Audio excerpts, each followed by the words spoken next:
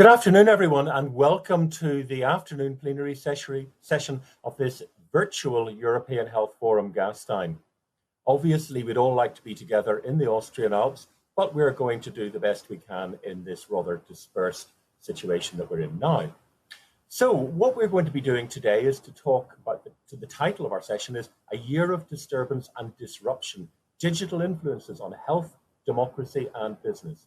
We all know from what we've been hearing in the news in the last few days that this is really important because of the ways in which the digital world we live in can be a force for good, for example, by giving us data on mobility that help us to plan our interventions in response to the COVID pandemics, but also for bad, for example, with voter suppression or the distribution of fake news. So the session will proceed as follows. We'll now move on to a presentation by Rudolf Anschober, who is the Minister of Health in Austria, and then we'll move into two panel discussions. The first on monitoring and surveillance during COVID-19, and the second will be on the infodemic. We'll then follow up with an interview with André Riesch on the European health data space. During the session, we will have a number of short breaks. We are going to be sharing some cartoons from Floris that those of you who are regular attendees at Gastein will be familiar with. We're looking forward to those, of course. And also, again, something we've had for the last few years, Wissembly will be operating. And for the Wissembly questions, I would encourage you to log on, to put your questions on board. And when you do, then they'll be brought together and synthesized by my assistant who is sitting beside me. We're in the same social bubble because it's my daughter, Dr. Rebecca McKee, who is a postdoctoral fellow at the Constitution Unit at University College in London. So with that, maybe we could move on to the welcoming remarks and the scene setting. And I would like to invite Rudolf Anschober, the Minister of Health from Austria, to address us. Thank you. Good afternoon, honored guests and friends, and thank you for your attendance in the plenary session on A Year of Disturbance and Disruption, Digital Influence on Health, Democracy and Business.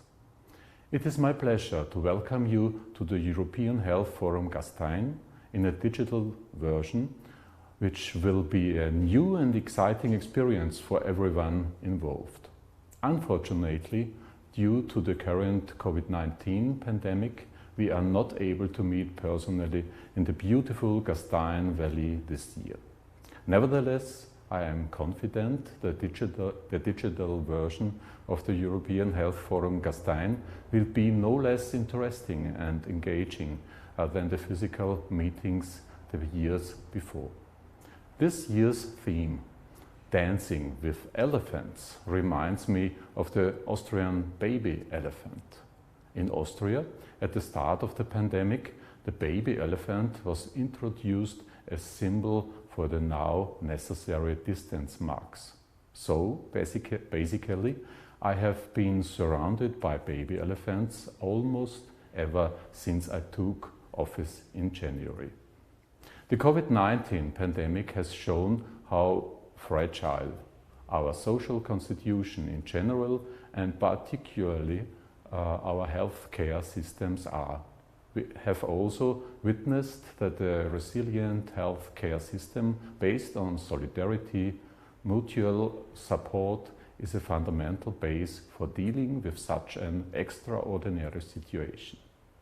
Even though COVID-19 has pushed us to some of our limits, we should also see this crisis as a chance for further progress and development.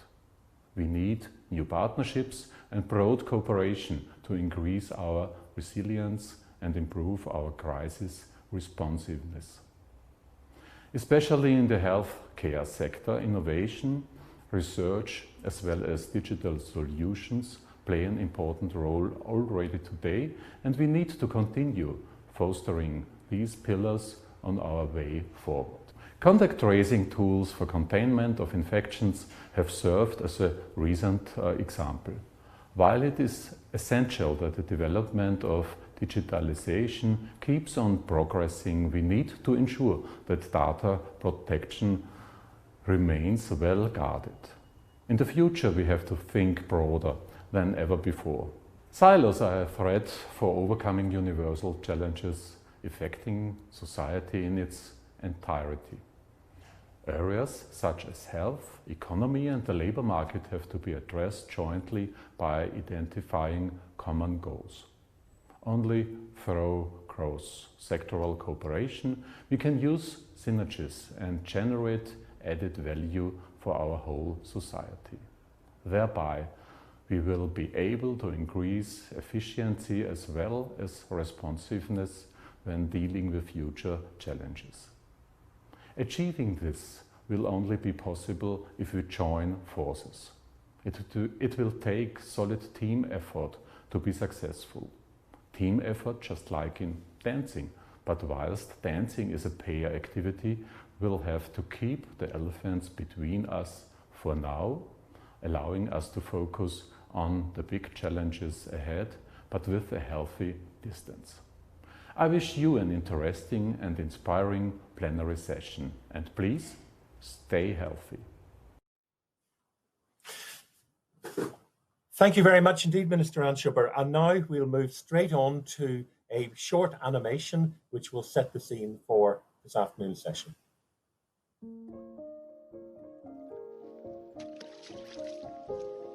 The current crisis has highlighted the crucial role of data in supporting pandemic healthcare delivery, whether pinpointing local outbreaks, supporting contact tracking and tracing, or highlighting the disproportionate impact of COVID-19 on different communities.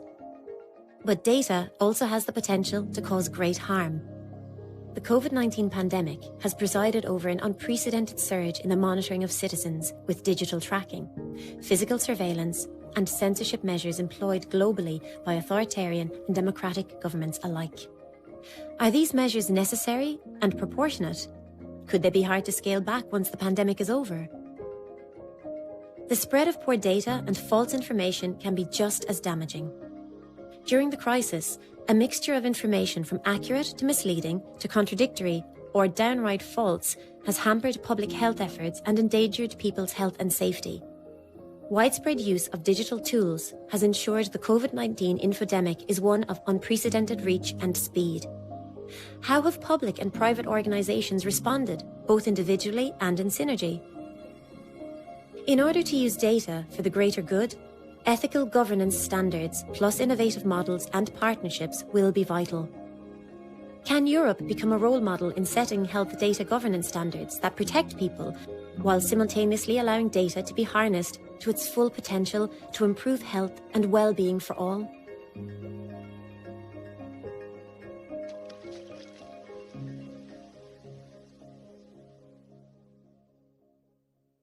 Thank you very much.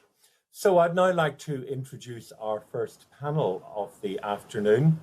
And here we're going to be looking at the value and the power of data and how it has been abused and used for by both public and private organizations during the COVID-19 pandemic. So it's a great pleasure to introduce our two panelists. My first panelist is Carly Kind, who is the director of the Ada Lovelace Institute. Now, some of you may not know who Ada Lovelace is. I hope you all do. She was the daughter of Lord Byron, the poet, but more importantly, she was the first person to design an algorithm. But being a woman, of course, she's often been written out of history, but was a pioneer of computing and made a huge contribution, kicking us off to the path that we're on now. So welcome, Carly. Good to have you with us.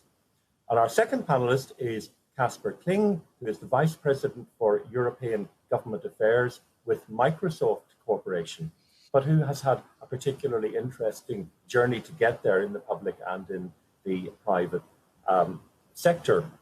And just to remind you that Rebecca will be monitoring the assembly questions, so please put in questions so that we do have them to put to our panelists. And Carly, maybe I could begin with you, if I may. Can you just set the scene a bit? Tell us something about the new types or uses of surveillance technologies that we have seen being utilized during the pandemic. Sure. Thanks for having me, Martin. So the Ada Lovelace Institute, we're a research institute that has a remit to ensure that data and AI work for people in society. And that means we try to understand the societal consequences of new technologies. In April, we put out a report called Exit Through the App Store, in which we looked at the range of new technologies that were on the horizon for public health surveillance, in particular looking at technologies that were being used to exit from the crisis. And we looked at 3 types of surveillance tech. The first, of course, is digital contact tracing apps, which we'll talk more about. The second is what's often called immunity passports or immunity certificates. And the third is around symptom tracking apps. I think in addition to these, which we're seeing being deployed quite widely across Europe in various forms, we've also seen some other types of public health surveillance or generic surveillance technologies being deployed in response to the crisis. And these include things like temperature detection systems, which are either deployed in a space, or we're seeing in some countries being deployed on goggles, for example. So temperature detection goggles being worn by police or public health authorities. In some countries in East Asia, we've seen more what we might describe as draconian or at least unexpected uses of technologies, such as drones to monitor that people are staying inside or staying within curfews. We are also seeing the use of location monitoring surveillance to ensure compliance with lockdown in other parts of the world, such as in some European countries too. Great, thanks. Just to follow up on that, if I may, one of the world's foremost experts on mobile phone surveillance, Ron Diebert, who heads the Citizens Lab at the University of Toronto, said that there's a danger that the pandemic could create what he called a 9/11 on steroids. He was talking about the war against terror that followed the attacks on New York and Washington. Do you agree with that?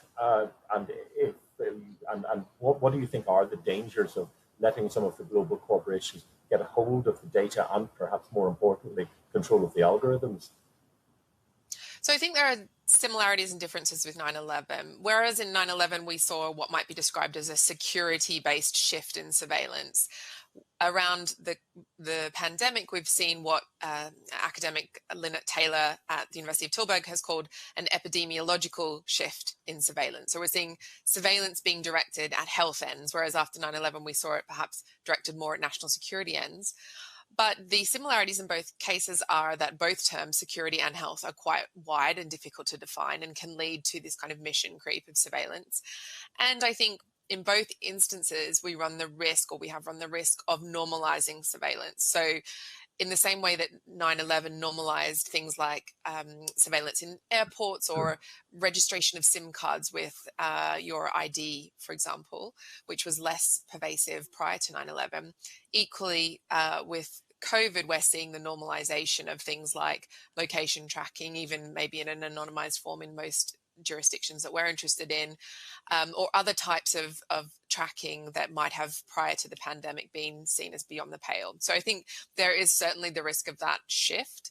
I do think, in contrast to 9/11, I think people are more aware now of the value of their personal data, and they're less likely to be unafraid or unconcerned about the expansion of surveillance or the expansion of the collection of personal data, including by governments and public health authorities.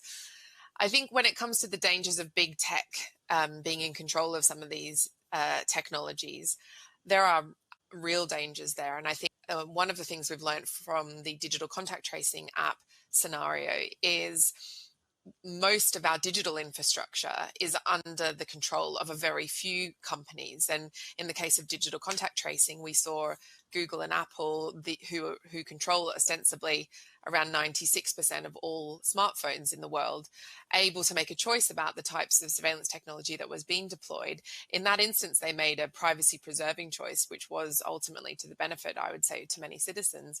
But it was a stark reminder that they do control that infrastructure and that it's not merely at the easy access of public health authorities. And I think that's a lesson going forward. Great, thanks very much. Maybe I can move on to Casper. And we've seen quite a lot of focus on technical solutions in the pandemic. People have been looking at contact tracing apps. They've been looking at the way in which data can be linked together in many ways, as Carly has told us. Can you convince us, as somebody coming from the corporate sector, that this has really made a difference to the pandemic? Or, as some cynics might say, rightly or wrongly, this has really been an opportunity to boost profits? Because, as we know, the value of shares in many of the large corporations have really done very, very well during the pandemic. Yeah, well, first of all, thanks very much for having me on. It's a pleasure to be here, and I do understand that I represent big tech and big corporate in this discussion. I think what I would say is from the outset is in many of the issues that Carly spoke about, I don't actually think we're very far away from each other, and I'll come back to where I think that the responsibility that we have as big technology companies that are providing some of the key platforms and key technologies that are being used in normal times, but certainly also during COVID-19, that increases our responsibility. And I think, Carly pointed to a number of areas that I, both as a European, as a citizen, but also as somebody representing Microsoft, that we care deeply about. But I will try and convince you that technology has played an important role, and I think it's almost no-brainer that if you look at how our response to COVID-19 has been over the last 6 months or so, and who knows how long this is going to continue, it's very difficult to imagine a world where we would not have had access to the same kind of 21st century technologies. Whether we look at bots reducing the workloads for first responders in hospitals all over Europe, or whether we look at telemedicine or being able to keep in touch with researchers involved in vaccine research, the technology has played an incredibly important role. But also, if we zoom out a little bit further away from just the healthcare sector, we're looking at a devastating situation with perhaps more than 60 million unemployed people in Europe. Our economies have certainly suffered over the last couple of months, and we're probably not through it yet. I think we would probably have been in a much more difficult situation had we not had the opportunity to work from home, those of us that are fortunate enough to be able to do that. I think we've really seen how technology has been in many ways a game changer for us in coping with the immediate crisis of the global pandemic. But I would also say, as we hopefully gradually turn our focus into recovery, recreating the jobs that were lost, and being more efficient in treating COVID-19, also finding a long-term cure for it, I think technology is going to play an incredibly important role. So, Martin, did I manage to convince you a little bit, or how did this go? I think you have. And can I just, before I go on, just encourage those people who are watching to feed us in some questions, because we want to try to make this as interactive as possible. But let me follow on from that, because you've had an unusual career in that you were previously something that would be unimaginable in the past. You were the Danish ambassador to the global tech industry. I mean, we think of ambassadors to countries, but not to industries. That's quite a novel conception. What do you think that experience has helped in undertaking the role that you have at the minute? Yeah, it was an unusual job, and we were the first ones to do this. Other countries have followed afterwards. But what I would say from the outset is, the role of diplomacy, or the role of ambassadors, has always been to put people into hotspots of transformation. And in the old days, that was typically, capitals, if we focus on Europe, around Europe. And I think that the basic argument here is, when we look at the world in 2020, a lot of transformation is coming driven by technology and digitalization, and therefore the big technology companies, including Microsoft, are becoming not only companies with a massive impact on you and me and everybody in our societies, but it actually has an impact on international relations and how the world is developing, even from a geopolitical point of view. So that was the idea behind having a more formal, structured, critical dialogue with big technology companies.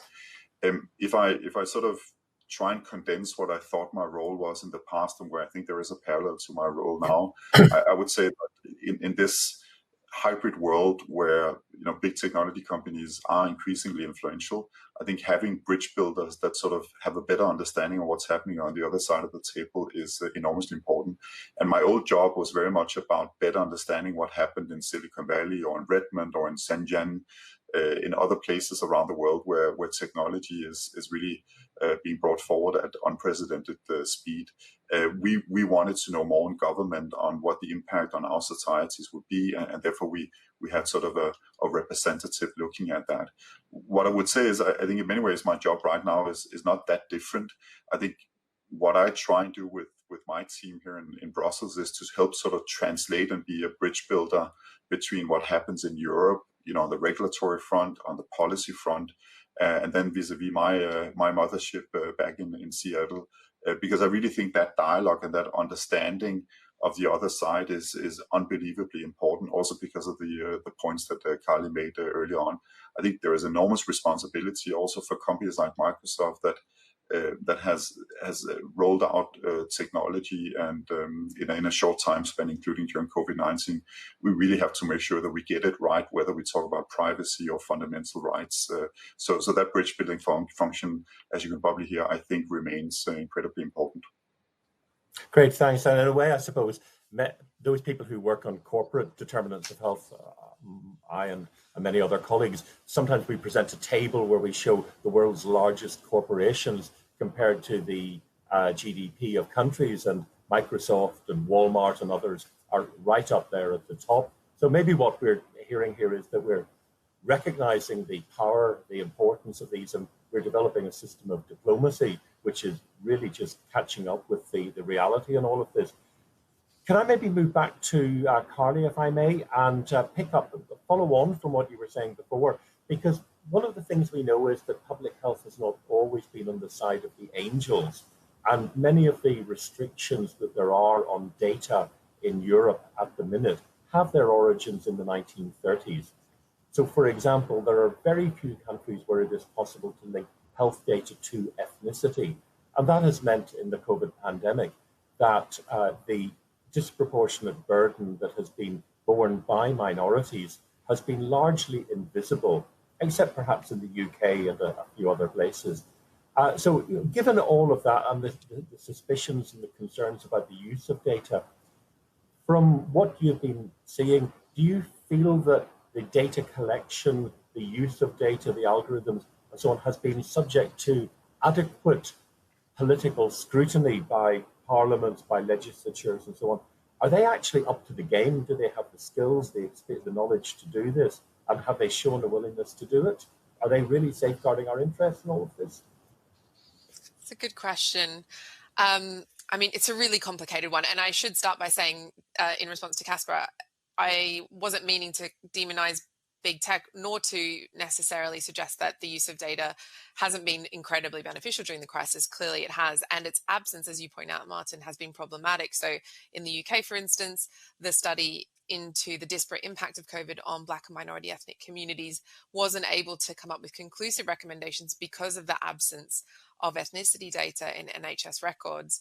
And so there is a clear need to think about how to use data better across the board, but in particular in response to crises.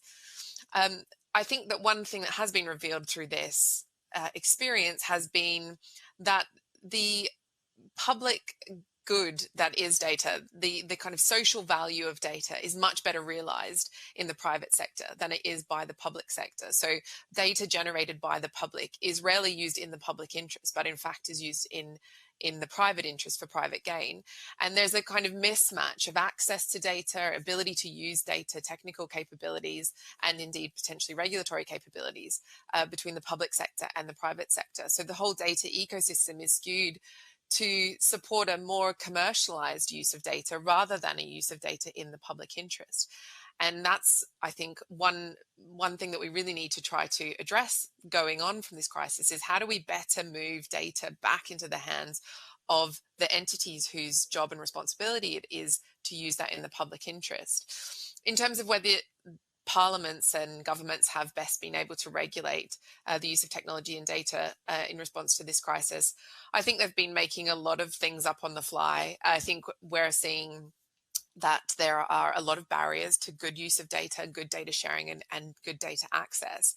And one interesting thing is, whereas often there is a misnomer, I think, that there are regulatory barriers to data sharing and good data use. In fact, during the crisis, we've seen lots of those regulatory barriers come down through the use of emergency regulations. And yet still data hasn't been shared and used in ways that have been effective, or there have been stumbling blocks to using that data. And that reveals to us that it's much more than just getting the regulations right. It's also about getting a culture of data use and good data governance and ethical data standards in place. It's about data standardization. It's about interoperability of digital infrastructures. It's about changing cultures around data sharing.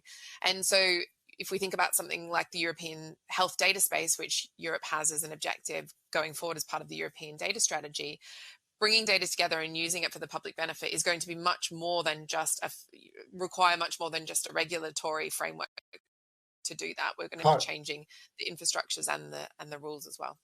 Sorry, I went Carly, on. thank you very much indeed. We're just going to take a very brief break.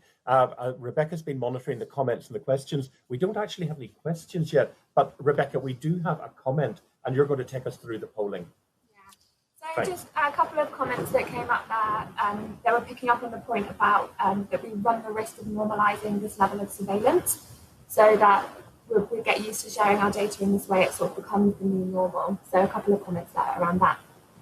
So the first polling question, which you'll be able to engage with on my assembly, is: do you think increased public surveillance and monitoring during the pandemic is necessary to tackle COVID-19?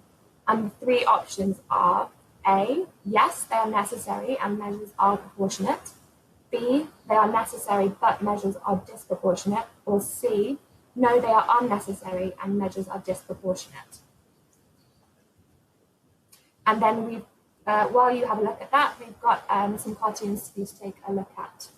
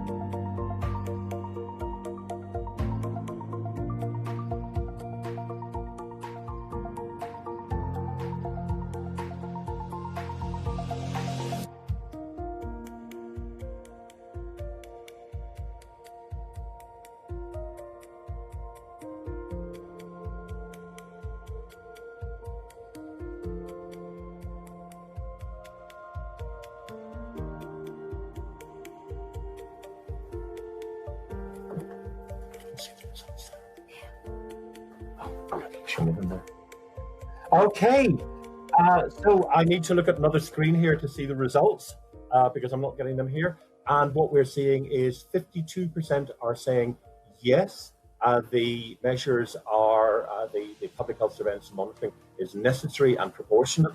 That means 48% are not. 42% are saying they're disproportionate, and some people are saying they're unnecessary. So some say 52% are saying necessary and proportionate, 42% necessary, but they're going too far, and a very small number of people are saying that we shouldn't be doing them at all. So that, I think, is consistent with what we're seeing in a lot of polling in a lot of countries, which is suggesting that people are actually relatively supportive of the measures that are being taken. I was looking at data from the UK only yesterday, which is showing quite a lot of support, in fact, suggesting that the public would like us to go even further than the government has been doing. And although there's a small, very vociferous minority against that, they are a very, very small minority. So maybe we could move back to the panel. And if I could then, this time, maybe my first question would be for Casper. And this is really, I want to pick up on this issue about the digital divide that we used to talk about, the danger that people may be excluded in some way. Just as a story that you might be familiar with, there was a study done by the citizens advocacy group ProPublica in New York, and they had a very attractive apartment in Brooklyn, which they then wanted to advertise on Facebook. And they were able to set the algorithms in Facebook just automatically to exclude people who were African American, Hispanic, or had ever shown any interest in disability, living aids, and so on. And we've also seen the way in which we've had targeted advertisements to suppress voting in the United States. So there's a real risk here. But on the other hand, there's also a potential to actually redress some of the structural inequalities. So which is going to win? What's going to triumph in all of this? Casper? Well, perhaps before sort of answering that question, I think sort of the challenge we're standing in front of right now is, if you look back in history, I think there's always been a gap between the state of play of new technologies and where our policies and the regulatory framework has been. I think one of the challenges we're facing now, and I think actually COVID-19 is going to be almost a catalyst for doing that, is that gap perhaps is expanding because of the fast pace of these new technology developments. So, you won't hear me and anybody else saying that we don't need to look at finding out how to narrow down that gap to make sure that regulators are on top of these new technologies. Just going back to your discussion before, I do want to say that I think using data and creating open data spaces like the European data health space is going to open enormous possibilities, including in healthcare. But it's also evident, as Carly is also indicating, that we have to do that in a super responsible way, where we ensure the privacy, the fundamental rights of patients. We have to make sure that that data is used in a very responsible way. I think that brings me forward to trying to answer your question. I think it really ultimately depends on what kind of responsibility all actors will show in this area. And when we look at some of our new technologies, including in Microsoft, machine learning, artificial intelligence, it's evident that the potential for these new technologies are almost without limits. I think when we look at curing some of our chronic diseases, the potential of using data and machine learning AI is enormous. But it's also true, as you indicate, that the potential misuse of data and these new technologies is just around the corner. And we have seen that there are more likely errors if you use artificial intelligence, if you don't take into account gender or people of color, then the results are not necessarily going to be fair and balanced. And I think that's the digital divide that we really have to focus on, and making sure that when we develop our technologies or roll out our new technologies, that they are without biases, they are free, they are inclusive in what they do. And by the way, I think there is a local aspect to this. I think there's a regional aspect to this, but I also think there's a global aspect that I just want to put into the conversation here. I think we have to pay a lot of attention to the fact that access to broadband, access to digital services are going to be basically the divide on the future, and whether you have access to state-of-the-art healthcare. So we want to make sure that we're on the right side of that debate.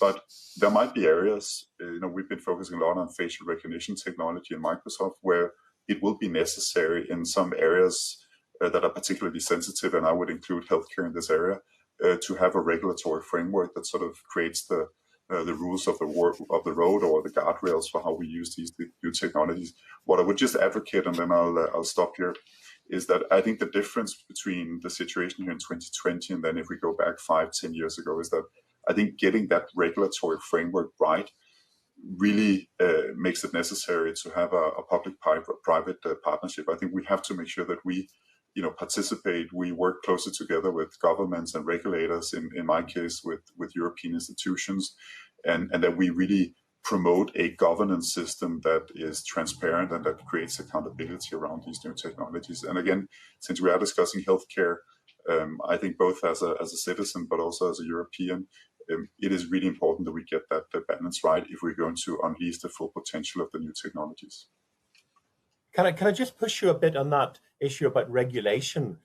Clearly important, but of course one of the challenges is that it's really difficult to do. The ProPublica experiment I mentioned became clear that they could do it, but of course that could be happening all the time, and almost certainly is happening all the time, but we're not aware of it. And some of the other scandals, the Cambridge Analytica in the the Brexit referendum and in the 2016 election in the US, have only become known about because of the work of investigative journalists like Carol Cadwallader and others. So I'm struggling to work out how you get a regulatory system that picks that up, particularly when you have a situation that the brightest and the best will need to be in the regulatory side of it. And yet we know that the salaries that will be offered in the public sector to regulate them will be a fraction of what will be on offer in the corporations. Is there not a fundamental power imbalance there? I think there is, and I normally use my mother as a good example of this sort of increased critical view on the technology industry because of some of the scandals we've seen over the last couple of years, including the leak of sensitive data. So I think there is a catch-up game. And by the way, I think a lot of governments and institutions around the world are struggling to make sure that they get on top of these new technologies. But as I said before, I think fundamentally this is also about increasing responsibility and accountability in the tech industry. And I think where the discussion today is different than it was 2, 3, 4 years ago, including because of Cambridge Analytica, is that I sense an increased scrutiny from ordinary citizens, from civil society, from media, from governments vis-a-vis the technology industry. And I think we just have to get that right, and we have to show that our technologies runs on trust. And I think ultimately that's the right way forward, also for companies that are in this business for commercial reasons. I think, fundamentally there will be a judgment day, and I think actually there will be a judgment day also after COVID-19, where people will look at how did we act? Did we help recreate some of the jobs that were lost? Did we play a useful role in helping healthcare systems cope with an unprecedented situation?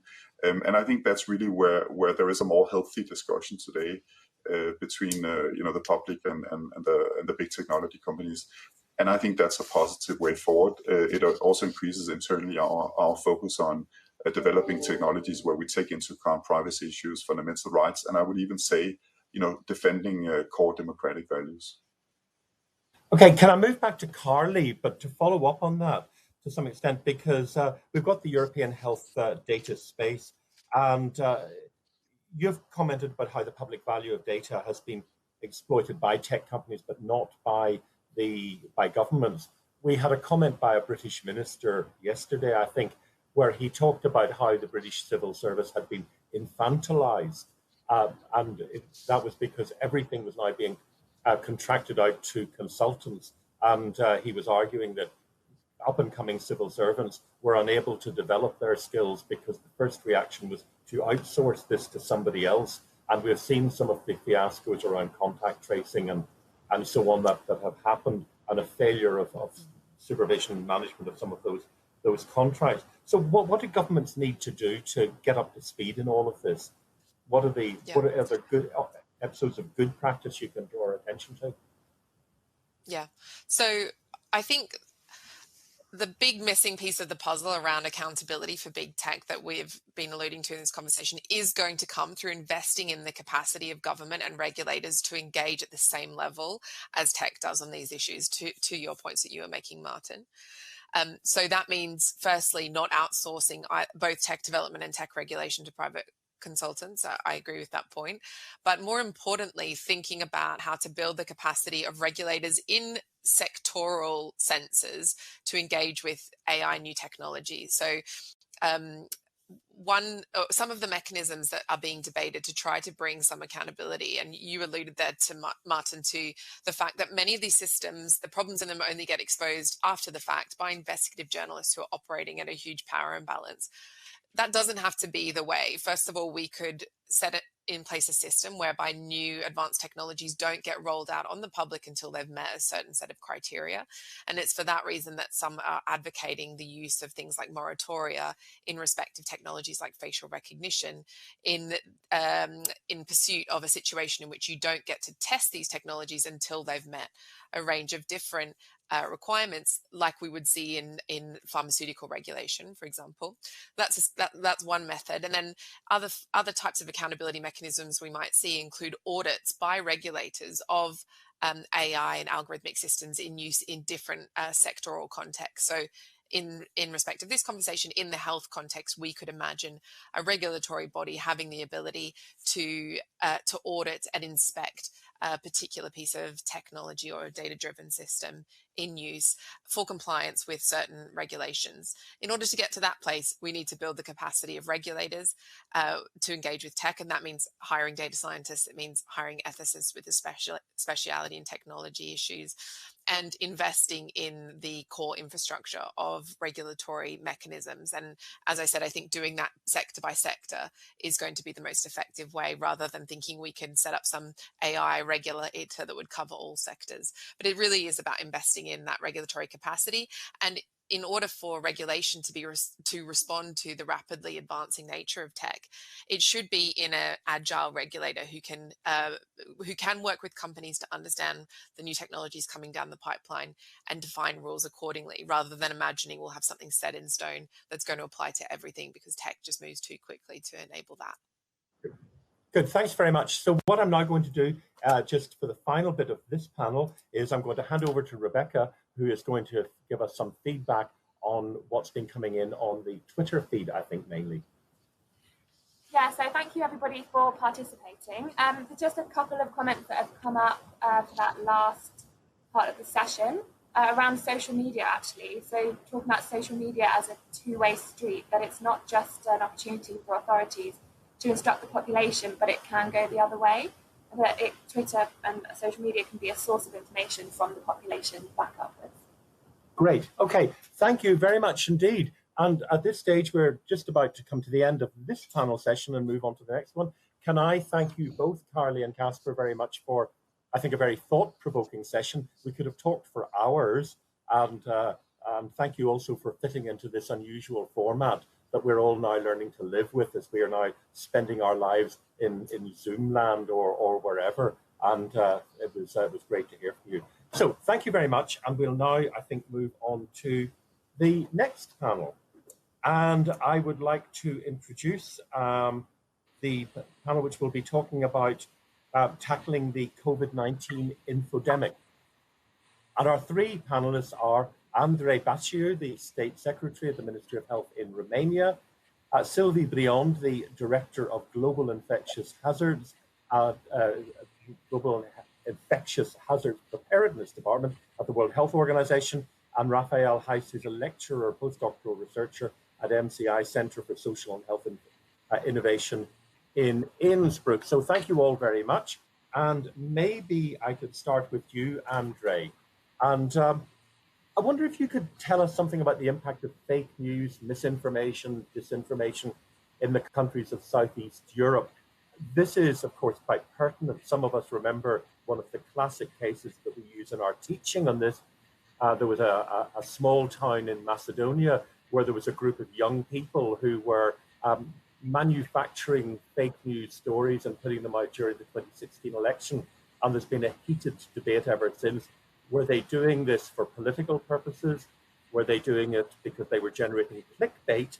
Because, of course, if you put out stories that are widely shared, if you click on it, then you can make money out of monetizing the websites and advertisements. And there's still some debate about what was actually going on there. So, clearly there have been issues, but what has been the impact in health in particular and in democracy? What do you, in your region? Can you give us some examples? Everybody, thank you so much for this invitation. I am honored to be a part of this discussion today. First of all, considering the Romanian presidency to the Southeastern Europe Health Network, I will try to reflect on the regional experience for this matter. Of course, the Southeastern Europe region hasn't been accepted from the spread of the pandemic, as we all know, nor for the spread of the infodemia. We are dealing with an infectious disease, so therefore some of the measures imposed by authorities in several countries were those recommending physical distancing. Therefore, most good part of the population, at least for a couple of weeks, spend a lot of time indoors. Of course, the indoor activity came along with the online activity, where this phenomenon of infodemia, as contagious as the new coronavirus, spread all over the internet, the social media. the Southeastern Europe region wasn't an exception.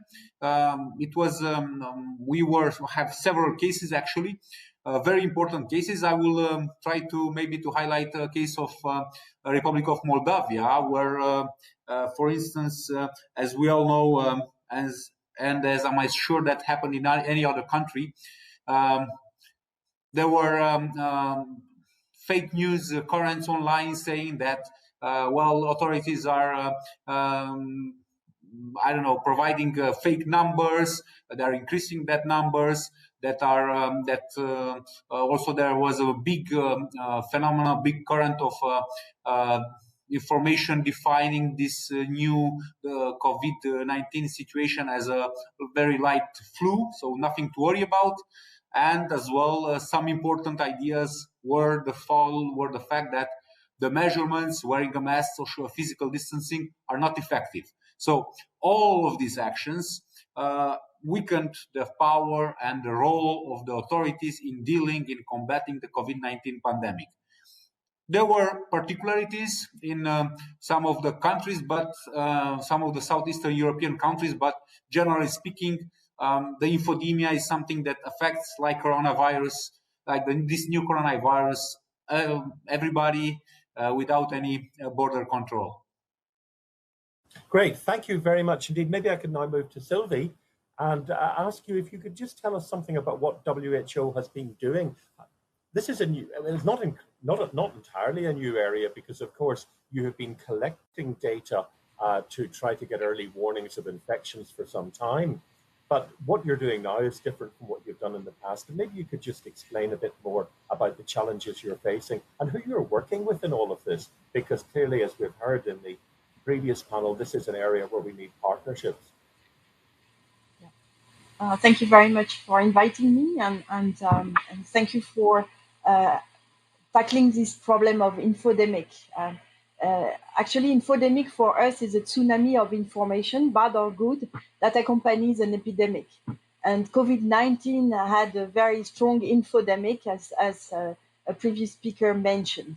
And so another particularity probably of infodemic management during COVID-19 is that for this epidemic, we have to deal with two worlds.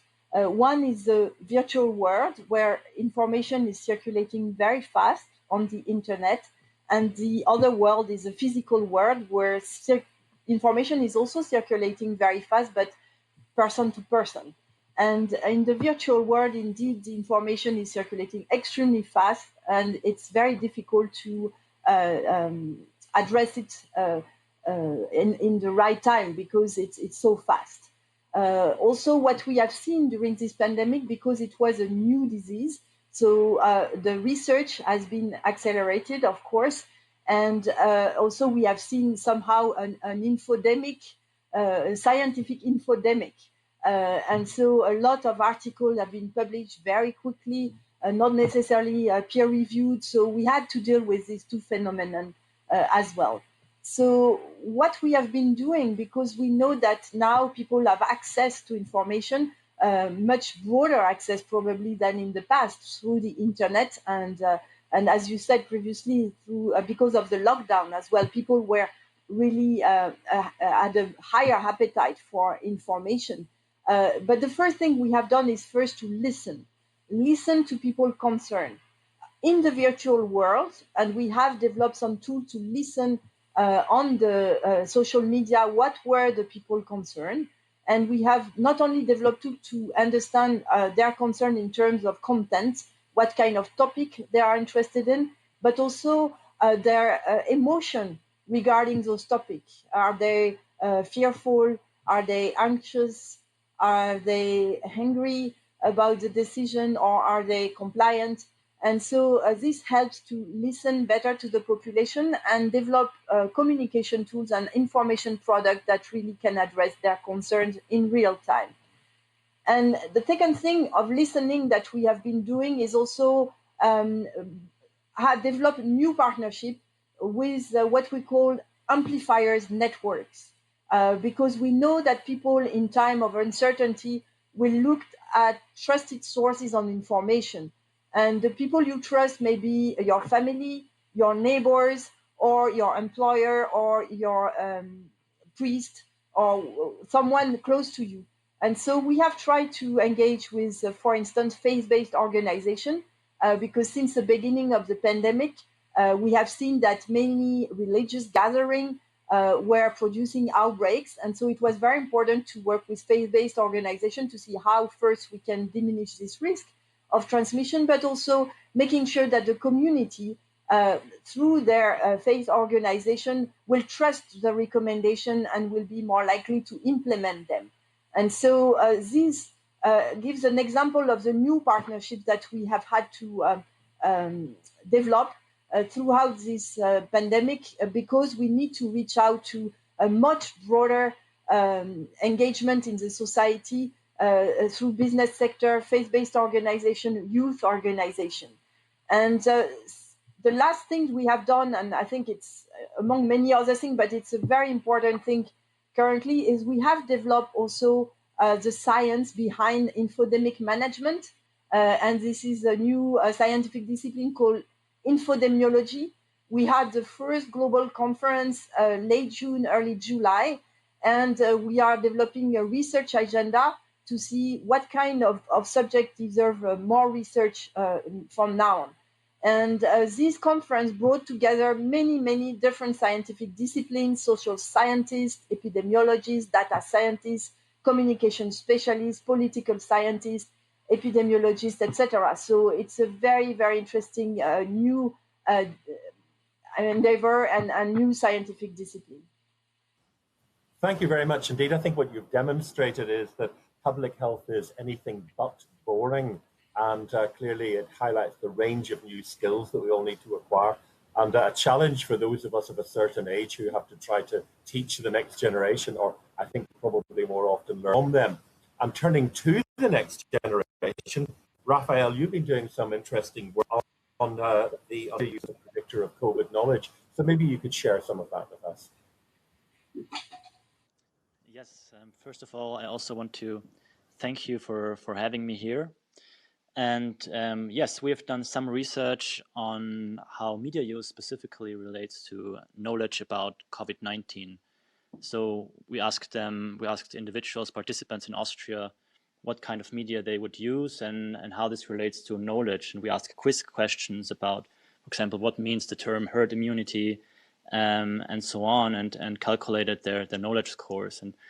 And actually we find two interesting observations. And the first is also what Andre already said, that the online environment, of course, poses some challenges.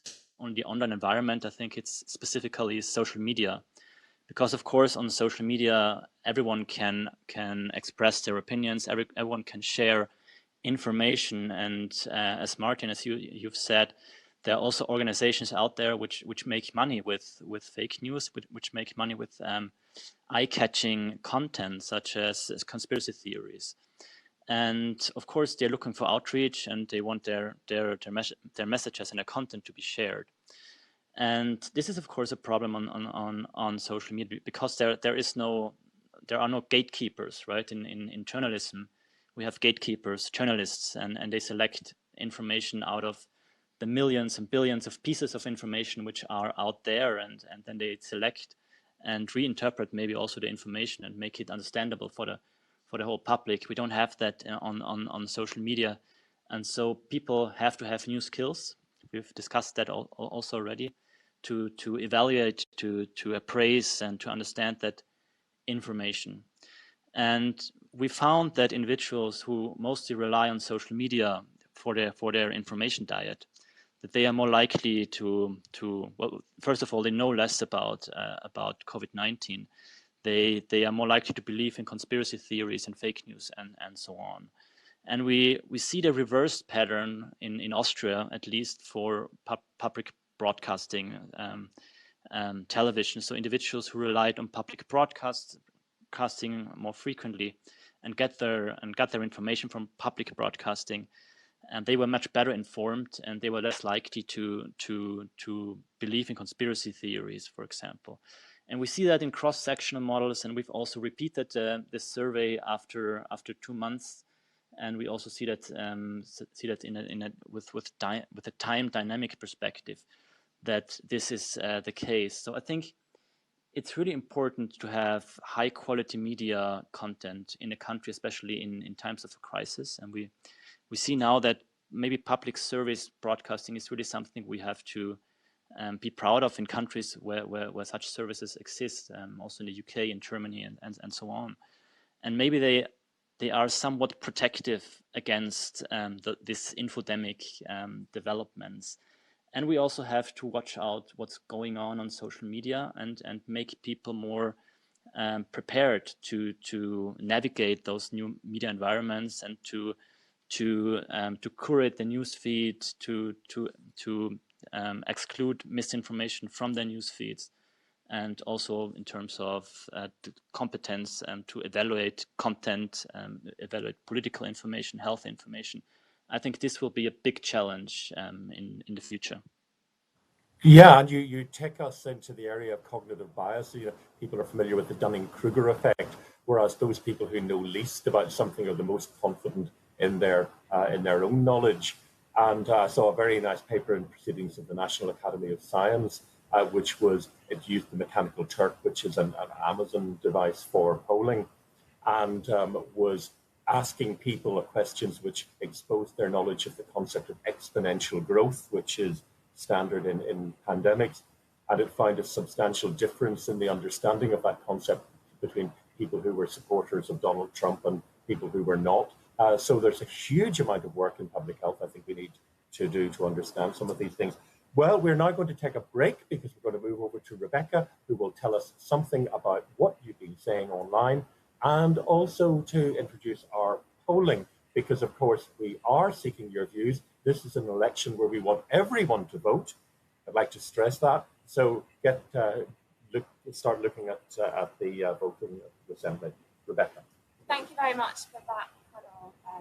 So just to mention that on the Assembly, we had somebody mentioning that there's WHO training on infodemic management. So in case anyone was interested in that who's watching today, there's a link to that on the Assembly feed. It's open to people working in relevant areas. There's some eligibility criteria, but interesting how that links to the panel today.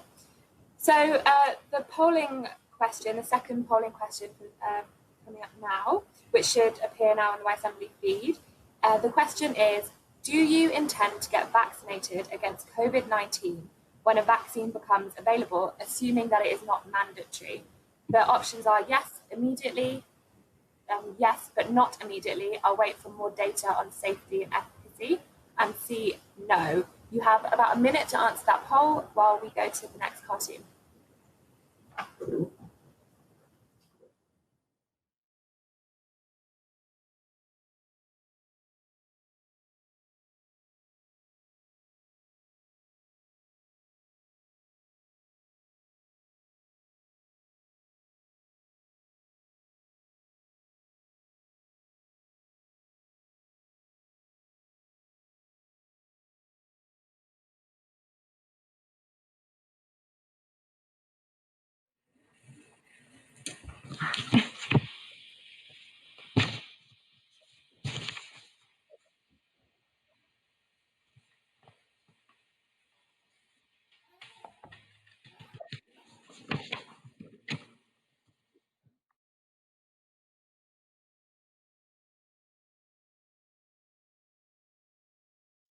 Okay.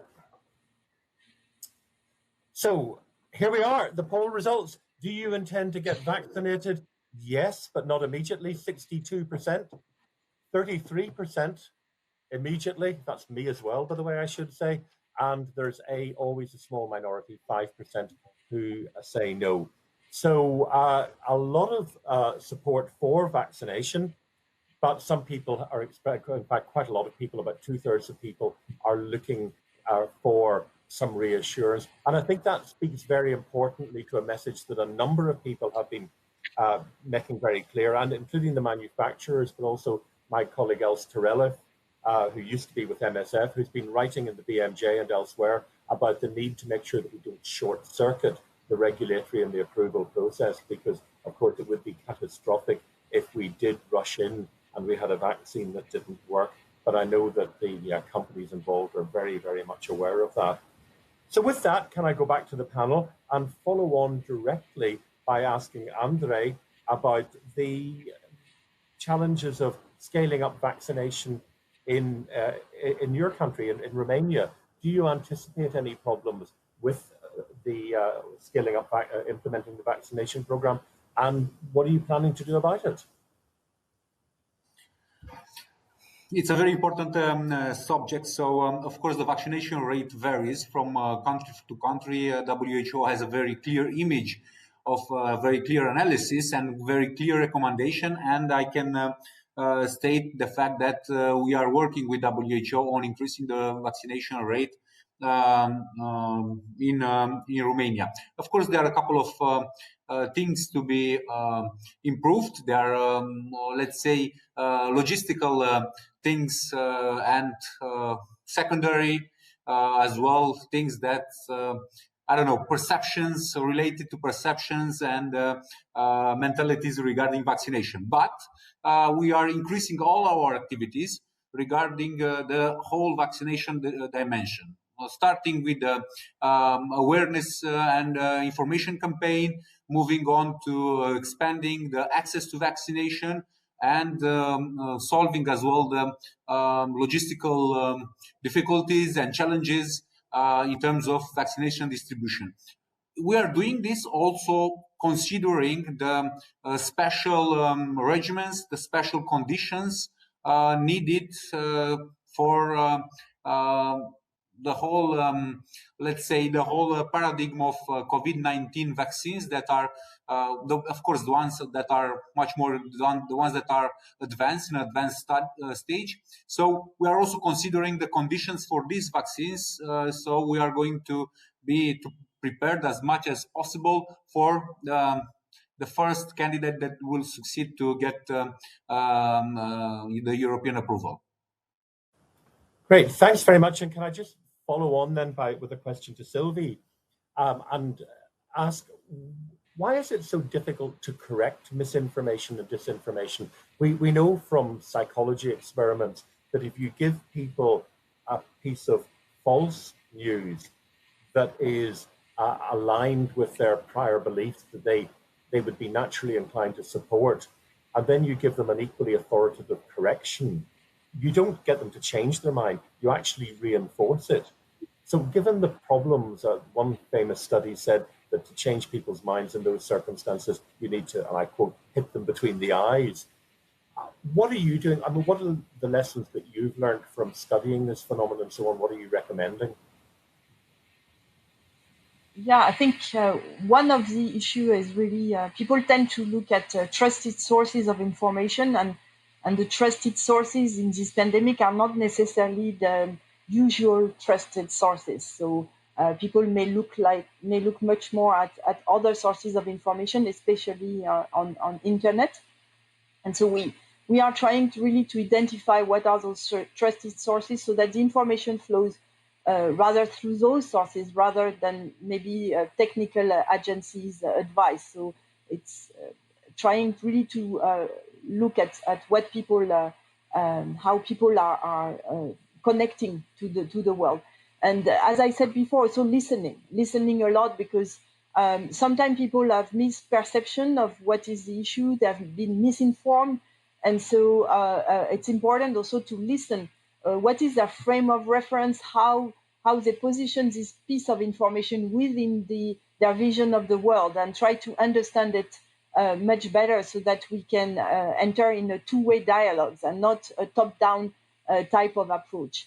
And I think also, regardless of how people perceive things, I think what's the ultimate goal of managing infodemic is to have a behavioral change, so that people have the right information at the right time in the right format, so that they can adopt the behaviors that enable them to protect their health, the health of their family and their communities. And so if this is the goal, I think the management of misinformation is slightly different, because then we try to empower communities to find the solution and tell them this is what is the problem, and can you find the solution yourself. And it has worked very well in many places where people have adapted the recommendation to their own context and have been much more successful in implementing the measure than when it's top-down approach, where it's just a very theoretical recommendation where they cannot really implement them. And so I think misinformation is a real issue, and we need to tackle it from various angles. And the last issue, I think, is because of the virtual sphere, and it was alluded to previous speakers, many of the social media platforms have been developed with more a commercial vision and taking users as more as customers. And so there are some algorithms that, in fact, will provide to people much more a certain type of information rather than other types. So we are also trying to disentangle that and see if there is not a counterproductive effect of certain algorithms, especially when it's about health information, so that we can mitigate also this impact. Thank you. And that's a really important point about the bottom-up, the co-creation. I think one of the things that we've recognized as being very important is that the responses to the pandemic need to engage with the people who are most affected, because otherwise, in too many countries, we have seen advice and instructions come out from the top that are completely unrealistic and impractical. And in that light, I was very impressed. I just saw this morning, just to credit to WHO, the new organogram from WHO Euro put out by the regional director, Hans Kluge, in which the regional director is actually at the bottom of the page and everything else is above there, which I think is symbolically hugely important in terms of a listening organization. But I just want to push you out. I will come back to Raphael in a minute, but I wanted to just push you on one really challenging issue for WHO. I think it might be challenging. You're an intergovernmental organization. The Director General, the regional directors are accountable to the governments of the member states. And yet we have now got a report coming out saying that the leading source of disinformation on COVID in the world today is a head of state in the White House. Now, of course, WHO temporarily, we hope, will be moving out. We hope after November it will be coming back again. But Donald Trump is not the only person who's been putting out some messaging like this. This is a challenge. How do you deal with a challenge like that?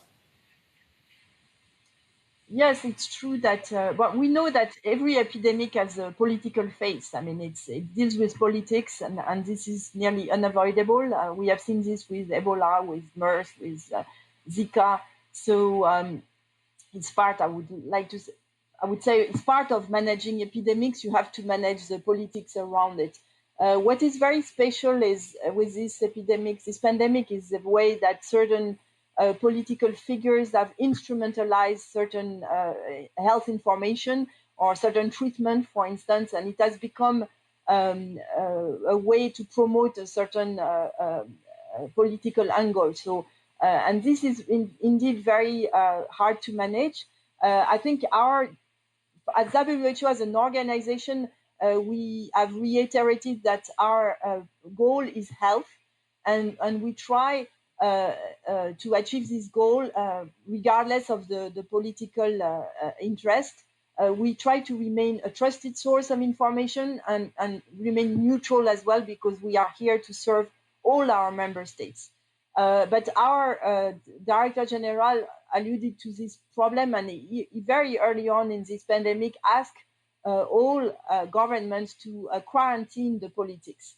He said, this will not be helpful, and what we need is solidarity. We need to work together, regardless of which political angle we are looking at the things. So I think this is a message. It's a challenge, because we are in a new world and with a new communication challenges, but I think we need to stick to the principle. For us, what matters is solidarity, and we will try to push for this rather to enter in political fights.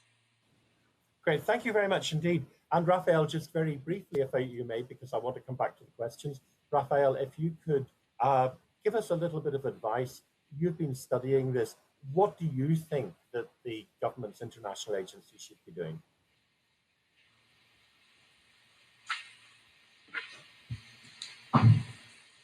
I think you're muted. Sorry, that happens all the time. Just let me add one more comment on the correction of misperceptions, because I think it's important to distinguish two types of maybe misperceptions. So we have ideological misperceptions, which are really hard to change. And it's really hard to convince people who are very convinced already about some phenomenon or some relationship. It's very hard to convince them with other facts. But then we have a lot of misinformation out there, for example, on treatment or vaccinations and so on. And these kind of misperceptions are maybe easier to correct. And we see in communication research studies that if, for example, citizens correct misinformation which they see on social media, then it's then they can correct it simply by commenting it, providing the correct information, also linking to an authority. For example, the WHO has done a great job in providing information and in terms of correcting information to, for example, popular conspiracy theories. And I think it's really important that this information is out there. It's out there in different languages, so that citizens can also use that information to correct misinformation which they encounter on social media. I think this is extremely important. And yeah, so what can authorities do? What can public authorities do in general? I think there are, of course, different levels on which they can build on. I think it's really important to invest in educational measures, because this is an investment into the future. And I can speak at least for Austria here, that we don't have enough political education in schools. We don't have enough media education and media skill education in schools. We don't have enough health education also in schools. And this is extremely important to prepare the younger generation also to become competent in a media environment in which they have the ability, or they have the opportunity to create content, and have to have much better skills in evaluating different types of contents which are out there, and which is much more demanding than when you just have one single or two single sources of information like newspapers and television. So this is really something which I think public policymakers have to deal with. I think they should also engage in campaigns and information campaigns, especially in times of crisis, to make correcting information or correct information accessible to everyone, and not only to maybe young people, but also to older people, to be able also to argue in discussions with friends, in discussions with families, and have the necessary facts and arguments ready to counter misinformation which is prevailing in our societies. I think this is extremely important. I think these are the 2 points I would definitely recommend. Thanks very much indeed. I'm now going to pass over to Rebecca to give us some feedback on what's been coming in and some of the questions. Yeah, so we've got a few comments that have come in. Just firstly, there's a couple relating to the poll. So just that the poll mentioned safety and efficacy, but it's also important to think about the length of protection that the vaccine would offer when making a decision like that. And somebody else commented that in light of the poll results that we had, considering the audience that we have here at Gastein, wondering why people are unwilling to have the vaccine even after regulatory approval, and that might be something that's worth discussing. A couple of other comments, so just that some of the best responses and solutions to the pandemic have come as a result of co-creation. So how can we keep up the creative spirit that's helped to foster these solutions in the future? And one specifically for Raphael, is China doing better in terms of top-down management? Okay, so Raphael, do you want to pick up on that one? China, what's happening there? Because you don't actually have much. Well, you do have social media in China, but it's somewhat restricted. Yeah, I think China is doing great in top-down management because it's an authoritarian state, and of course they have all the structures they need to engage in top-down management. The question is whether we want to have it like that in our Western democracies, or if we want to go a different way, and top-down management is not always maybe a desirable way in solving problems. And even though we can see in our societies right now, also in Western societies, that the demand for authoritarian structure, so authoritarian leadership is increasing in times of the pandemic, especially also because there's a lot of there are a lot of fears prevailing in our society, and when there's a lot of fear going on, a lot of anxiety going on, individuals, at least in the short run, tend to look for authoritarian leadership.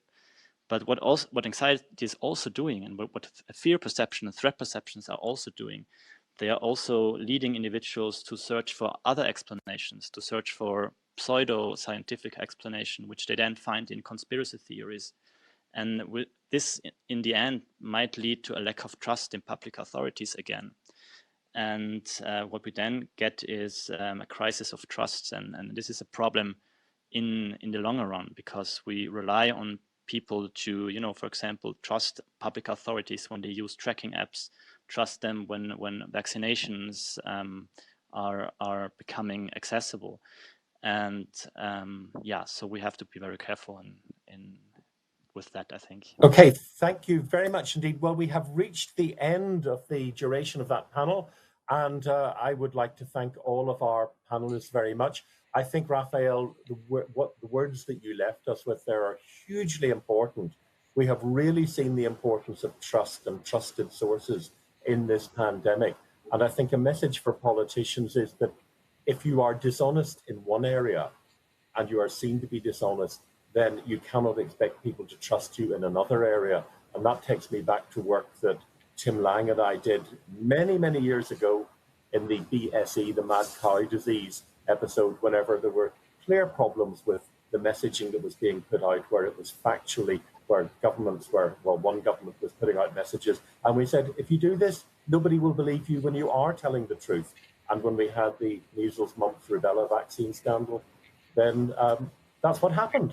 So trust is hugely important at a time like this. And thank you for really making that point. So thank you to all of our panelists. And we're now going to, and I'll say goodbye to you for now, but please continue to watch. And now I'd like to move on to the final session, in which I will be talking to Andre Risch. So I think Andre should be there somewhere. Andre, hi, and thank you very much indeed. And I'm just going to get my right bit of paper. I've got too many bits of paper here. Yeah, Andre, I think everybody at Gastein should know you. Andre is the Director of Health Systems and Products Directorate at the European Commission. And I'd like to begin by asking you to reflect a bit on what you've already heard and what it means from a European Commission perspective. Lots of issues have been raised, but what does it make you think about the role, responsibilities, activities of the European Commission? Thank you, Martin, and good afternoon, everybody. You know what it was excellent, exchange already of knowledge and ideas also for the future. I would start from the reflection on something which was discussed in the first panel about the tracing gaps and how we do our work across Europe. Because what was interesting, besides of course the complicated technical development and also legal constraints and approaches taken by different governments and so on, it's hardly believed, but we are able, in relatively short time to get together with member states and using the existing e-health network, which is the structure on the cross-border patient rights for cross-border healthcare. We are able to decide together about the toolbox, about the way the system should operate, nationally.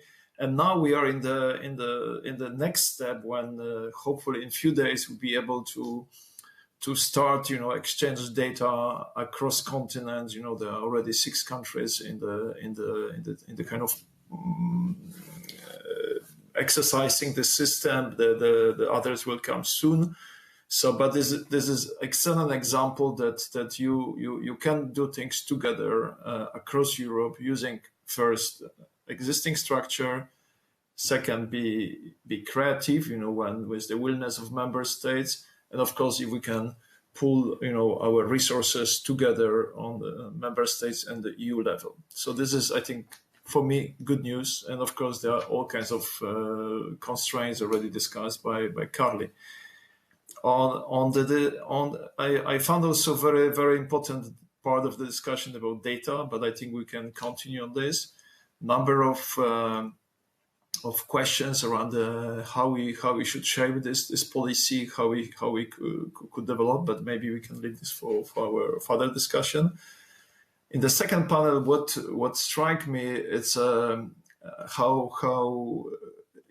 information exchange was essential as a part of the management of this pandemic. I go back to the pandemic 2009 H1N1 pandemic. When part of our kind of lessons learned was that we have to establish the network of communicators, people specialized in the communication during the crisis. So basically, the main question this time was, how to make sure that what we communicate, from science, from the headquarters of different organizations, WHO, European Commission, member states can work together.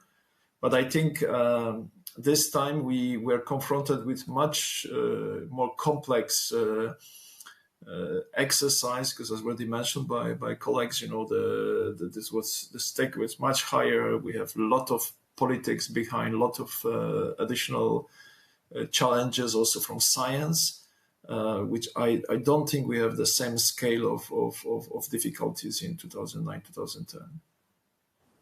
Great, thanks. One of the things we've heard a bit about this afternoon has been the European health data space. So can you, not everybody will be familiar with it. Could you give us an introduction, tell us something about what it is and what its potential might be? So the idea already was announced, by our president in the nomination letter for our president when this concept was already, let's say, announced that we will work on the European health data space. This is already, as Carrie said, this is the part of the bigger European project called European Data Spaces or European Data Strategy, announced this year in February, just before COVID hit. And the plan is already this year, we hope to present the kind of framework of the governance and regulatory framework for this concept, for the data spaces or data strategy. And as a part of the so-called sectoral approach, we'll develop during next year the concept of European health data space. The idea behind, is simple, but also very difficult. I mean, already it was discussed that in one hand, we are sitting on billions of data in health sector, but the use of data in the benefit of the society, even individual patients or professional and scientific development is still very, very much, low, and how to mobilize, the whole system. At the same time, how to structure the regulatory framework a clever way, which allowed us, catch the technological development, but also allow movement of data. It would be one area of work. The second area is infrastructure behind. So basically, what kind of infrastructure we should build, allow those data collection, but exchange and sharing across continents, because we like to have everyone in the union be part of this project. That the third important part will be the how we improve the quality of data and how we can stimulate the semantic interoperability and basically allow those data to speak each other and to be collected in the way that they can simply work, in benefit of this objectives I mentioned at the beginning. And finally, the last part, which I think is a critical and often it's it's somehow, forgotten that, the digital jump or over this digital divide depends very much on people's skills, the culture already mentioned by Carly, the way we are contributing, our data as a hospital, as a healthcare providers, as a public health institute to the pool of data. And COVID also show again, how it's difficult to establish even simple definition, which it looks like it's simple, but it's not easy, as we know. Let me push you on that a bit, Andre. One of the things that's been amazing for us working on COVID is that we cannot get a single unified source of all-cause excess mortality for all European Union member states. We can, even within Germany, we can get it for some of the land, but not for others. Some countries we can't get the data at all. Will this help with that? And if this won't help with it, what will help? Because we desperately need that moving forward to get some idea of what's going on. About 2 years ago, a year ago, I was surprised, that something like digital epidemiology started to be developed. And I found that, I think, was the chair of this department from Manchester University who showed the difference between epidemiology and digital epidemiology, and I was fascinated by this concept because as you know, I'm coming from public health environment, from development of different projects in this group, and I really feel that our kind of way of thinking that we should have good quality data, but at the same time we will get them, in next 2-3 years. It's always painful for many policymakers, but of course also in pandemic simply show that we cannot work this way. But how to build consensus, how to move, from this long discussions about which indicator is better, how we set up this way, and then when we go back to people, they do this collection of data, and they are still surprised the quality of data. So we need simply huge investment also in people's mentality, people's way of working in the system.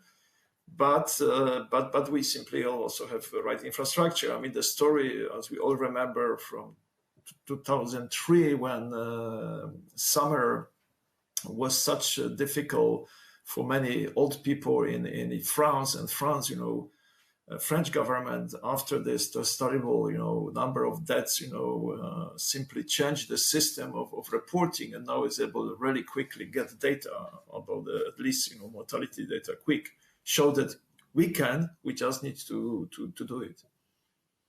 But we can't get data on vulnerability, on ethnicity, on socioeconomic status.